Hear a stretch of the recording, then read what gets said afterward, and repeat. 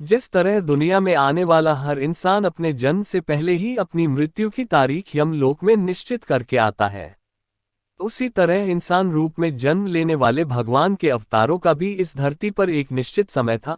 वो समय समाप्त होने के बाद उन्हें भी मृत्यु का वरण करके अपने लोक वापस लौटना पड़ा था। हम अब तक आप सबको भगवान श्री कृष्ण और भगवान लक्ष्मण की मृत्यु या यूं कहे कि उनके स्वलोक गमन की कहानी बता चुके हैं। आज हम जानेंगे कि भगवान श्री राम कैसे इस लोक को छोड़कर वापस विष्णु लोक गए।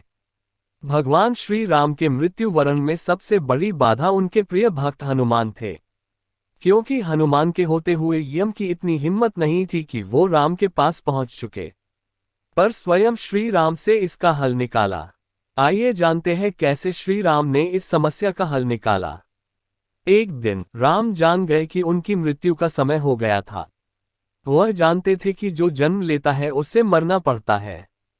यम को मुझ तक आने दो, मेरे लिए वैकुंठ, मेरे स्वर्गिक धाम जाने का समय आ गया है, उन्होंने कहा।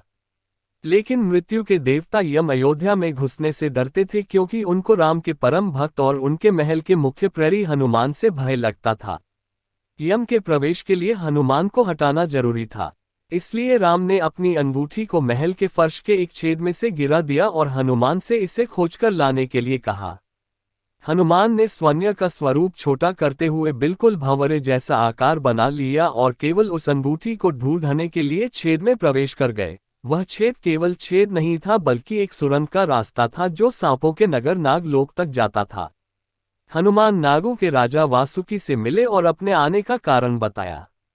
वासुकी हनुमान को नागलोक के मध्य में ले गए, जहां अंगूठियों का पहाड़ जैसा ढेर लगा हुआ था। यहां आपको राम की अंगूठी अवश्य ही मिल जाएगी, वासुकी ने कहा।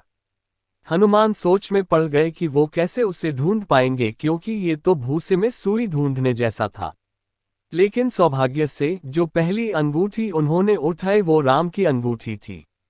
आश्चर्यजनक रूप से दूसरी भी अंगूठी जो उन्होंने उठाई वो भी राम की ही अंगूठी थी।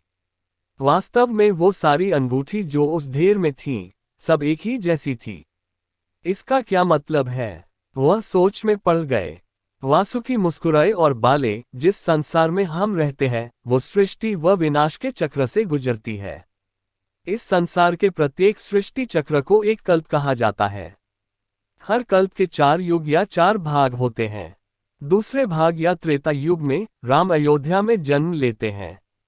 एक वानर इस अंगूठी का पीछा करता है और पृथ्वी पर राम मृत्यु को प्राप्त होते हैं। इसलिए ये सैकड़ों हजारों कल्पों से चली आ रही अंगूठियों का ढेर है। सभी अंगूठियां वास्तविक हैं। अंगूठियां गिरती रहीं और इनका ढेर बड़ा होता रहा। भविष्य के रामों की अंगूठियों के लिए भी यहाँ काफी जगह है। हनुमान जान गए कि उनका नागलोक में प्रवेश और अंगूठियों के पर्वत से साक्षात कोई आकस्मिक घटना नहीं थी। ये राम का उनको समझाने का मार्ग था कि मृत्यु को आने से रोका नहीं जा सकेगा।